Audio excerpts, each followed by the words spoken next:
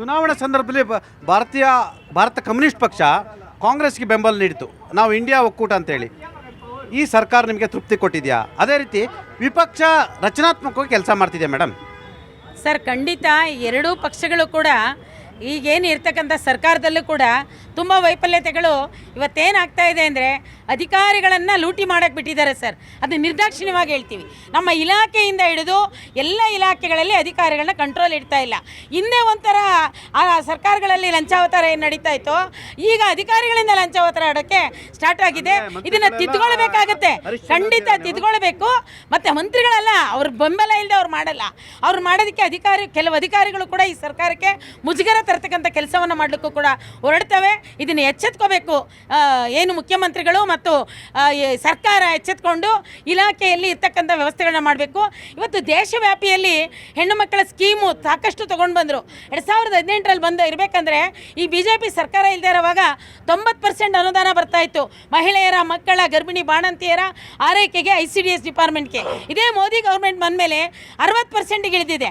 ಅಂದರೆ ಮನುಷ್ಯರನ್ನು, ಮಹಿಳೆಯರನ್ನು ಬೆಲೆ ಏರಿಕೆ ಆಗ್ತಾ ಇದೆ. ಇದಕ್ಕೆ ಅನುದಾನ ಹೆಚ್ಚು ಕೊಡಬೇಕಾ, ಕಡಿಮೆ ಕೊಡಬೇಕು? ಬರೀ 4,500 ಸಂಬಳದಲ್ಲಿ ಸರ್, ಸುಮ್ಮನಿರಿ, ಒಂದು ನಿಮಿಷ ಇರಿ. 4,500 ಸಂಬಳದೊಳಗಡೆ ಇಡೀ ದೇಶದ 28 ಲಕ್ಷ ಮಹಿಳೆಯರನ್ನ ದುಡಿಸ್ಕೊಳ್ತಾ ಇದ್ದಾರೆ. ಬರೀ 2,000 ರೂಪಾಯಲ್ಲಿ ಹೆಲ್ಪರ್ಗಳು ಕೆಲಸ ಮಾಡ್ತಾ ಇದ್ದಾರೆ. ಒಂದು ಬಿಸಿ ಊಟದವರಿಗೆ ಬರೀ 1,000 ರೂಪಾಯಲ್ಲಿ ಸಂಬಳ ಕೊಡ್ತಾ ಇದೆ. ಇಲ್ಲಿ 3,500 ರಾಜ್ಯ ಕೊಡ್ತಾ ಇರೋದು 2,000, ಅವ್ರು 1,000. ಇವ್ರಿಗೆ ನಾಚಿಕೆ ಆಗಬೇಕು. ಇವ್ರದ್ದು ತಿನ್ನೋ ಅನ್ನ ಇವ್ರು ಹೆಂಗೆ ತಿಂತಾರೋ, ಇವ್ರೇನು ಬಟ್ಟೆ ಹಾಕ್ತಾರೋ, ಬೆಲೆ ಅದೇ ಅಲ್ವಾ ಇರೋದು. ಮಹಿಳೆಯರನ್ನ ಕೆಲಸ ಮಾಡೋಕ್ಕೆ ತಗೊಳ್ತಾರಲ್ಲ, ಆ ಕೆಲಸಕ್ಕೆ ತಕ್ಕ ಕೂಲಿ ಕೊಡಬೇಕು. 50 ವರ್ಷ ಆಗಿದೆ ICDS ಆರಂಭ ಆಗಿ, 50 ವರ್ಷ ಆದರೂ ಕೂಡ ಗೌರವಧನದಲ್ಲಿ ದುಡಿಸ್ಕೊಳ್ತಾ ಇದ್ದಾರೆ. ಇವತ್ತು ಯಾವುದೇ ಕಾರ್ಮಿಕರನ್ನ ದುಡಿಸ್ಕೊಂಡು ಗಟ್ಟಿ ಇರೋವಾಗ ಮನೆಗೆ ಕಳಿಸ್ತೀರಿ, ಮನೆಗೆ ಹೋಗಿ ಜೀವನ ಮಾಡೋದಕ್ಕೆ ಪೆನ್ಷನ್ ಕೊಡ್ತಾ ಇಲ್ಲ. ಇವೆಲ್ಲ ಯೋಚನೆ ಮಾಡದೆ ಅವರೇ ಹಿಂದೂ ಮುಸ್ಲಿಂ ಜಾತಿವಾದ ತಗೊಂಡು ಬಂದು ಜನರನ್ನ ಅಲ್ಲಿ ಕೊಚ್ಕೊಂಡು ಸಹಾಯಂಗೆ ಮಾಡ್ತಾ ಇದ್ದೀರಿ. ಸರ್ವ ಜನಾಂಗದ ಶಾಂತಿ ತೋಟ ಅಂತ ಹೇಳಿದ್ದಾರೆ ಕುವೆಂಪು ಅವರು. ನಾವು ಸರ್ವ ಜನಾಂಗದ ಶಾಂತಿ ತೋಟದ ಭಾರತ ದೇಶ ಇದು. ಯಾವುದೋ ಮುಸಲ್ಮಾನ ಇವರು ಅಂದ್ಕೊಂಡು ಜಾತಿ ಗದ್ದಲದಲ್ಲಿ ಜನರು ಕೊಚ್ಕೊಂಡು ಸಹಾಯಂಗೆ ಮಾಡ್ತಾ ಇದ್ದಾರೆ. ಎರಡು ಪಾರ್ಟಿಗಳು ಇದನ್ನು ಸೌಹಾರ್ದತೆಯನ್ನು ತರಬೇಕು, ಕಾರ್ಮಿಕರಿಗೆ ಎಚ್ಚೆತ್ಕೋಬೇಕು. ಇವತ್ತು ನೋಡಿ 10 ಗಂಟೆ ಟೈಮಿಂಗ್ಸ್ ತರ್ತಾ ಇದ್ದಾರೆ. ಏನು ಹೇಳಿ, 8 ಅವರ್ ಇದ್ರೆ ಇನ್ನು 2 ಅವರ್ ಯಾರು? ಕೇಂದ್ರ ಸರ್ಕಾರ ಹೇಳಿದೆ ಅಂತ ಈ ಸರ್ಕಾರ ಮೂವ್ ಮಾಡಕ್ಕೆ ಹೊರಟಿದೆ. ಮೊನ್ನೆ ನಾವೆಲ್ಲರೂ ಕೂಡ ಅದನ್ನ ಜಗಳ ಮಾಡಿ ಅವ್ರು ಹೇಳಿದ್ನ ನೀವು ಕಾರ್ಮಿಕ ಸಚಿವರು ಸಂತೋಷ್ ಲಾಡ್ ಅವ್ರಿಗೆ ಹೇಳಿದ್ವಿ. ಹೌದು, ಹೇಳಿದೀವಿ. ನಾವು ಒಪ್ಕೊಳ್ಳೋದಿಲ್ಲ ಅಂತ ಹೇಳಿ ಬಂದಿದ್ದೀವಿ. ನಾವು ಮೇಲಿಂದ ತಳ್ಳಕ್ಕಾಗಲ್ಲ, ಮೇಲಿಂದ ತಳ್ಳಕ್ಕಾಗದಿರೋ ಗೊತ್ತಿಲ್ಲ. ಆದರೆ ಕಾರ್ಮಿಕ ವರ್ಗ ಇವತ್ತು ಎದ್ದು ನಿಲ್ಲುತ್ತೆ. 9ನೇ ತಾರೀಕು ಇಡೀ ದೇಶವ್ಯಾಪಿ ಕಾರ್ಮಿಕ ವರ್ಗ ಈ ಕಾನೂನುಗಳನ್ನು ಹಿಂತೋಗಬೇಕಂತ ಹೇಳಿ ಹೋರಾಟಕ್ಕೆ ನಿಂತಿದೆ. ಅದರಿಂದ ನಾವು ಹೇಳೋದು, ಕಾರ್ಮಿಕರಿಗೆ ಇರೋ ಕೆಲಸನ 10 ಗಂಟೆ ಮಾಡಿಸ್ಕೊಂಡ್ರೆ ಮಿಕ್ಕು ಓದಿ ಬಂದಿರ್ತಕ್ಕಂಥ ಯುವಕರು ಎಲ್ಲರೂ ಹೋಗ್ತಾರೆ. ಎರಡು ಸರ್ಕಾರಗಳು ಫಸ್ಟ್ ಉದ್ಯೋಗ ಸೃಷ್ಟಿ ಮಾಡ್ರಿ ನಿಮ್ಮ ಯೋಗ್ಯತೆಗೆ. ಅದಕ್ಕೆ ಇವತ್ತು ಲೂಟಿಕೋರರು, ತರಹೇಡಿಕೋರರು ಆಗ್ತಿದ್ದಾರೆ. ಇವು ವಿದ್ಯಾವಂತ ಪ್ರಜೆಗಳು, ಯುವಕರು ಮೊದಲು ಉದ್ಯೋಗ ಕೊಡ್ರಿ. ಸರ್, ನೀವು ಚುನಾವಣೆಯಲ್ಲಿ ಕಾಂಗ್ರೆಸ್ಗೆ ಬೆಂಬಲ ಕೊಟ್ರಿ. ಕಾಂಗ್ರೆಸ್ ನಿಮ್ಮ ಭರವಸೆಯಂತೆ ನೀವು ತಿಳ್ಕೊಂಡಂತೆ ಕೆಲಸ ಮಾಡ್ತಿದ್ಯಾ? ಜನರ ಆಶೋತ್ತರಗಳಿಗೆ ಸರಿಯಾಗಿ ಕೆಲಸ ಮಾಡ್ತಿದೆಯಾ? ಅದನ್ನು ಮಾತ್ರ ಹೇಳಿ, ನಾನು ಕೇಳ್ತಾ ಇದ್ದೀನಿ.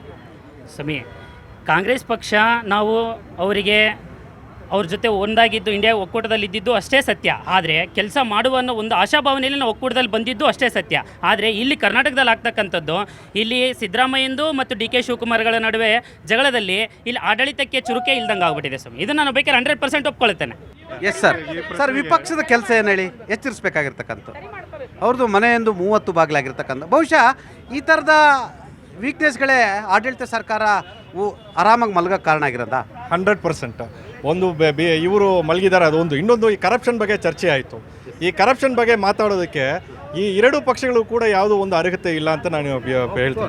ಯಾಕಂದರೆ ಮೊನ್ನೆವರೆಗೆ ಇಲ್ಲಿದ್ದವರು ನಾಳೆ ಅಲ್ಲಿಗೆ ಹೋಗ್ತಾರೆ, ಮೊನ್ನೆವರೆಗೆ ಅಲ್ಲಿದ್ದವರು ನಾಳೆ ಇಲ್ಲಿಗೆ ಬರ್ತಾರೆ. ಸುಧಾಕರು ಕಾಂಗ್ರೆಸ್ಸಿಂದ ಅಲ್ಲಿಗೆ ಹೋದವರು, ಲಕ್ಷ್ಮಣ್ ಸಾವದಿ BJPಯಿಂದ ಅಲ್ಲಿಗೆ ಹೋದವರು, ಇಲ್ಲಿಗೆ ಕಾಂಗ್ರೆಸ್ ಬಂದವರು. ಸೊ ಇವರು ಎಕ್ಸ್ಚೇಂಜ್ ಮಾಡ್ಕೊಳ್ತಾರೆ, ಇವರು ಲೀಡರ್ಗಳನ್ನ ಎಕ್ಸ್ಚೇಂಜ್ ಮಾಡ್ಕೊಳ್ತಾರೆ. ಇವರಿಬ್ಬರು ಸೇರಿ ನಾವು ಆ ಕರಪ್ಷನ್ನ ಇದು ಮಾಡ್ತೀವಿ ಅಂತ ಹೇಳಿದ್ರೆ ಅದನ್ನು ಹೇಗೆ ಜನ ನಂಬ್ತಾರಂತೂ ನನಗೆ ಅರ್ಥ ಆಗ್ತಿಲ್ಲ. ಒಂದು.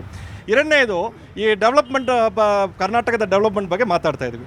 ಈ BJP ಅವರೇ ಹೇಳ್ತಾರೆ ಸರಿಯಾಗಿ ದುಡ್ಡು ಹೋಗ್ತಾ ಇಲ್ಲ, ಅದಾಗ್ತಾ ಇಲ್ಲ, ಅನುದಾನ ಪಡಿತಾ ಇಲ್ಲ ಅಂತ. ಬಟ್ BJP ಯಾವ ಗ್ಯಾರಂಟಿಯನ್ನು ತೆಗೆದುಕೊಳ್ತಾ ಇಲ್ಲ ಅವರು. ಇಲ್ಲ, ಅವ್ರು ಇಲ್ಲ, ಜನಗಳಿಗೆ ಮುಟ್ತಾ ಇಲ್ಲ ಅಂತ.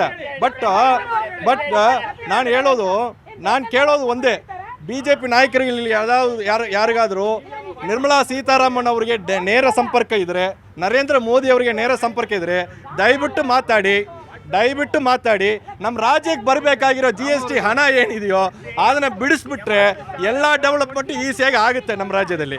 ಇದು ಒಂದು. ಎಸ್ ಬ್ರದರ್, ಈಗ 10 ಗಂಟೆ ಮಾಡ್ಲಿಕ್ಕೆ ಹೊರಟಿದ್ದಾರೆ. ಸಂತೋಷ್ ಲಾಡ್ ಅವರು ಕಾರ್ಮಿಕ ಸಚಿವರು. ಒಂದು ವಿಷಯ ಮತ್ತೆ ಮಾತಾಡಬೇಕು. ಇಲ್ಲ, ಒಂದೇ ಒಂದು ವಿಷಯ, ಈ ರಾಜ್ಯ ಸರ್ಕಾರ ಈ ಪೊಲೀಸ್ ಅಧಿಕಾರಿಗಳನ್ನ ಇಟ್ಕೊಂಡು ಏನೇನು ಒಂದು ಇದು ಮಾಡ್ತಿದ್ದಾರೋ, ದೌರ್ಜನ್ಯಗಳು ಮಾಡ್ತಿದ್ದಾರೋ ಅದನ್ನು ಅವರು ಕಂಟ್ರೋಲಲ್ಲಿ ತಗೊಳ್ಳೇಬೇಕು. KIDA ಏನು ಮಾಡಿ KIDB ಇದು ದೇವನಹಳ್ಳಿ ಇಶ್ಯೂ ಆಯಿತು. ಆ ಇಶ್ಯೂದಲ್ಲಿ ಪಾಪ ಹೋರಾಟ ಮಾಡಿರೋರ ಮೇಲೆ ಇದೆಲ್ಲ ಮಾಡಿದಾರಲ್ಲ, ಅದು ಕೇಸ್ ಹಾಕಿದ್ದಾರೆ. ಯಾಕೆ ಇದೆಲ್ಲ ಮಾಡಬೇಕು? ರೈತರ ಪರವಾಗಿ ಹೋರಾಟ ಮಾಡ್ತೀವಿ ಅಂದರೆ ಹೋರಾಟ ಒಂದು ಕಡೆಗೆ ನಡೆಯುತ್ತೆ. ಇಲ್ಲ, ಅವ್ರು ಬೇಡ ಅಂತ ತಾನೇ ನಿಮ್ಮನ್ನ ಆಯ್ಕೆ ಮಾಡಿರೋದು. ಅವರು ಬೇಡ ಅಂತ ತಾನೇ ನಿಮಗೆ ನಾವು ಬೆಂಬಲ ಕೊಟ್ಟಿರೋದು. ನೀವು ಅದನ್ನೇ ಮಾಡಿದ್ರೆ ನಾವು ಯಾಕ್ರೆ ನಿಮ್ಮ ಜೊತೆ ಇರಬೇಕು? ನೀವು ಯಡಿಯೂರಪ್ಪ ಬೇಡ ಅಂತಲೇ ಸಿದ್ದರಾಮಯ್ಯ ಬೇಕು ಅಂತ ಜನ ವೋಟ್ ಮಾಡಿದ್ದಾರೆ. ಯಡಿಯೂರಪ್ಪ ಬೇಡ ಅಂತ ಕಾಂಗ್ರೆಸ್ ಬರಬೇಕಂತ ನಾವು ಬೆಂಬಲ ಕೊಟ್ಟಿದ್ವಿ. ಪಾಪ ರಾಹುಲ್ ಗಾಂಧಿ ಅವರು ಒಂದು ಒಳ್ಳೆ ಸರ್ಕಾರ ಭಾರತ ದೇಶದಲ್ಲಿ ಬರಬೇಕು ಅಂತ ಪ್ರಯತ್ನ ಮಾಡಿದ್ರೆ ಇಲ್ಲಿ ಲೋಕಲ್ ಲೀಡರ್ಗಳು ಅವ್ರು ಗುಂಪುಗಾರಿಕೆ ಮಾಡಿಕೊಂಡು ಈ ಕೈಗೆ ಸಿಕ್ಕಿರೋ ಅಮೃತ ಈ ಸರ್ಕಾರ ಈ ದೇಶದಲ್ಲಿ ಎಲ್ಲೂ ಇಲ್ಲ. ತೆಲಂಗಾಣ ಮತ್ತು ಕರ್ನಾಟಕದಲ್ಲಿ ಮಾತ್ರ ಇರೋದು ಈಗ BJP, ಹಿಮಾಚಲ್ ಪ್ರದೇಶದಲ್ಲಿ ಮಾತ್ರ ಇರೋ BJP ಕಾಂಗ್ರೆಸ್ ಸರ್ಕಾರ. ಅದನ್ನು ಸರಿಯಾಗಿ ಅವರು ಇದು ಮ್ಯಾನೇಜ್ ಮಾಡೋಕ್ಕಾಗಲಿಲ್ಲ ಅಂದರೆ ಈ ಭವಿಷ್ಯ ಕಾಂಗ್ರೆಸ್ ಪಕ್ಷದ ಭವಿಷ್ಯ ಮಾತ್ರ ಅಲ್ಲ, ವಿರೋಧ ಪಕ್ಷ ಎಲ್ಲರ ಭವಿಷ್ಯನೂ ಡಾರ್ಕ್ ಆಗಿ ಹೋಗುತ್ತೆ ಅನ್ನೋದು ನನ್ನ ಪಾಯಿಂಟ್. ಜನ ಪ್ರಶ್ನೆ ಮಾಡ್ತಿದ್ದಾರೆ, ಜನರ ಸಮಸ್ಯೆ ಬಗ್ಗೆ ಯಾರು ಕೂಡ ಧ್ವನಿ ಎತ್ತಿಲ್ಲ. ಒಂದು ಕಡೆ ಸರ್ಕಾರ ಕೂಡ ಜನರ ವಿಚಾರದಲ್ಲೆಲ್ಲ ಒಂದು ಕಡೆ ಮಂಕಾಗಿರ್ತಕ್ಕಂಥ ಸರ್ಕಾರವನ್ನು ಎಚ್ಚರಿಸಬೇಕಾಗಿರ್ತಕ್ಕಂಥ ವಿಪಕ್ಷಗಳು ಕೂಡ ಆಂತರಿಕ ಕದನದಲ್ಲಿ ಇರ್ತಕ್ಕಂಥದ್ದು. ಇದು ಎಲ್ಲ ಒಂದು ಕಡೆ ಜನರಿಗೆ ನಿಮ್ಮ ಮೇಲೆ ಕೂಡ ಭರವಸೆ ಇಲ್ಲ, ಅವ್ರ ಮೇಲೆ ಕೂಡ ಭರವಸೆ ಇಲ್ಲ. ಜನರ ಪರಿಸ್ಥಿತಿ ಏನು? ನಿಮ್ಮಿಬ್ಬರ ಕಿತ್ತಾಟದಲ್ಲಿ ಜನ ಇವತ್ತು ಅನುಭವಿಸ್ತಿದ್ದಾರೆ. ಜನ ಹೇಗೆ ಗೊತ್ತಾಗ್ತಿದ್ದಾನಂದ್ ಈ ಅಡಿಕೆ ಕಟ್ ಮಾಡ್ತಾರಲ್ಲ, ಈ ಕಡೆನೂ ಆಗಲ್ಲ ಆ ಕಡೆನೂ ಆಗಲ್ಲ, ಮಧ್ಯದಲ್ಲಿ ಸಿಲುಕೊಂಡು ಒದಲಾಡ್ತಾ ಇದ್ದಾರೆ. ಆ್ಯಕ್ಚುಲಿ ಅವ್ರಿಗೇನಾಗಿದೆ ಅಂದರೆ ಕಾಂಗ್ರೆಸ್ ಅವ್ರಿಗೆ ಗೊತ್ತಿಲ್ಲ ಸಿದ್ದರಾಮಯ್ಯ ಇನ್ನೂ 6 ತಿಂಗಳು ಇರ್ತಾರ, 5 ವರ್ಷ ಇರ್ತಾರ, ಅವ್ರಿಗೆ ಗೊತ್ತಿಲ್ಲ. DCM DK ಶಿವಕುಮಾರ್ ಬಂದು ನಾನೇ ಇನ್ನು ನವೆಂಬರಿಂದ ನಮ್ಮದು ಟರ್ಮು ಅಂತ ಹೇಳ್ತಾನೇ ಇದ್ದಾರೆ. ಅದರ ಮಧ್ಯದಲ್ಲಿ ಸತೀಶ್ ಜಾರಕಿಹೊಳಿ ನಾನು ಇದು ರಾಜ್ಯಾಧ್ಯಕ್ಷ ಆಗಬೇಕು ಕಾಂಗ್ರೆಸ್ಸಿಂದ, ಅದಾದಮೇಲೆ ಖರ್ಗೆ ಅವರು ದಲಿತರ ಪರವಾಗಿದ್ದೀವಿ ನಾವು, ನಮಗೆ CM ಕೊಡಿ ಅಂತ ಇದೇ ರೀತಿ ಅವ್ರದ್ರೇ ಕಚ್ಚಾಟ ನಡೀತಾ ಇದೆ. ಆಮೇಲೆ ಆ ಮೇಡಮ್ ಹೇಳಿದ್ರು BJP ಗೌರ್ಮೆಂಟಲ್ಲಿ ಏನೂ ಇಲ್ಲ ಅದು ಇದು ಅಂತ. ಈಗಲೂ ನೀವು ಹಳ್ಳಿ ಕಡೆ ಹೋಗಿ ನೋಡಿ, ಉಜ್ವಲ ಯೋಜನಾ, ಆಮೇಲೆ ಜನ್ಧನ್ ಯೋಜನಾ, ಆಯುಷ್ಮಾನ್ ಯೋಜನಾ, ಇವೆಲ್ಲ ಮಾಡಿರೋದು ಮೋದಿ ಗೌರ್ಮೆಂಟು. ನಿಮ್ಮ ರಾಜೀವ್ ಗಾಂಧಿ, ರಾಹುಲ್ ಗಾಂಧಿ, ಸೋನಿಯಾ ಅಮ್ಮ ಮಾಡಿಲ್ಲ, ನಾವು ತಂದಿದ್ದೀವಿ. ಇವತ್ತು ಮೋದಿ ಬಗ್ಗೆ ಪ್ರೌಡ್ ಆಗಿ ಹೇಳ್ತೀವಿ. ಇವತ್ತು ಗೌರ್ಮೆಂಟ್ ಸ್ಕೂಲು, ಗೌರ್ಮೆಂಟ್ ಕಾಲೇಜ್ಗಳು ಎಲ್ಲ ಮುಚ್ಚಿದ್ದಾರೆ. ಕಾಂಗ್ರೆಸ್ ಬಂದ್ಮೇಲೆ 11 ಯೂನಿವರ್ಸಿಟಿ ಮುಚ್ಚಿದ್ದಾರೆ. 11 ಯೂನಿವರ್ಸಿಟಿ ಮುಚ್ಚಿದೆ. ಗೌರ್ಮೆಂಟ್ ಸ್ಕೂಲ್ಗಳಂತೂ ನಡೀತಾ ಇಲ್ಲ.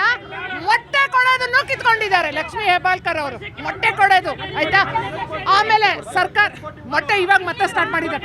ಸರ್ಕಾರಿ ಅಧಿಕಾರಿಗಳನ್ನ ಸ್ವಲ್ಪ ಹಿಡಿತಕ್ಕೆ ತಗೊಳ್ಳಿ. ಸರ್ಕಾರಿ ಅಧಿಕಾರಿಗಳನ್ನ ಸ್ವಲ್ಪ ಹಿಡಿತಕ್ಕೆ ತಗೊಳ್ಳಿ. ಏನಾಗ್ತಾ ಇದೆ ಅಂದ್ರೆ ಎಲ್ಲೋದ್ರೂ ಲಂಚ ಬಾಕ ಆಗೋಗಿದ್ದಾರೆ ಕಾಂಗ್ರೆಸ್ ಗೌರ್ಮೆಂಟ್ ಅವರು. ಏನು ಹೇಳಿದ್ರು ಮೇಡಮ್? ಜಲ ಗಂಗೆ ಅಂತ ಹೇಳಿ ಮನೆಗೆ ಮೀಟ್ರ್ ಹಾಕಿದ್ರು, ಅದು ಮೋದಿ ಅವ್ರದ್ದು. ಇವತ್ತು ಯಾರು ಹಾಕಿದ್ರೆ ಮೋದಿ ಅವರೇ ತಂದಿದ್ದು. ಅದನ್ನು ಮಾಡಿಸಿ ಇವತ್ತು ನೀರೇ ಬರಲ್ಲ, ಬಿಲ್ ಕಟ್ಟೋ ಪರಿಸ್ಥಿತಿ ಬಂದಿದೆ. ಮೊದಲು ಗ್ರಾಮ ಪಂಚಾಯತಿಗಳಿದ್ದು ನೀರು ಕೊಡ್ತಾ ಇದ್ರು, ನೋಡ್ಕೊಳ್ತಾ ಇದ್ರು. ಮೀಟ್ರ್ ಹಾಕ್ಬೇಕು. ಇವತ್ತು ರೈತನಿಗೆ ಬೆಳೆ ಬರಲ್ಲ, ನಾಶ ಆಗುತ್ತೆ. ಅವ್ರಿಗೂ ಎಲ್ಲಿ ಸಿಗುತ್ತೆ ಹಣ? ಎಲ್ಲಿ ಸಿಗುತ್ತೆ? ರಾಜ್ಯ ಸರ್ಕಾರ ಮಾಡಿರೋದು ನೀರಿನ ಪ್ರಾಬ್ಲಮ್ ಇದೆ. ಎಷ್ಟೋ ಲೇಔಟ್ ಅಲ್ಲಿ, ವಿಶ್ವೇಶ್ವರಯ್ಯ ಲೇಔಟ್ ಅಲ್ಲಿ ಇವತ್ತವರೆಗೂ ನೀರು ಬರ್ತಾ ಇಲ್ಲ. ಜನ ಕಾಂಗ್ರೆಸ್ ಗೌರ್ಮೆಂಟ್ ಅವ್ರು ಕೇಳ್ತಾ ಇದ್ದಾರೆ.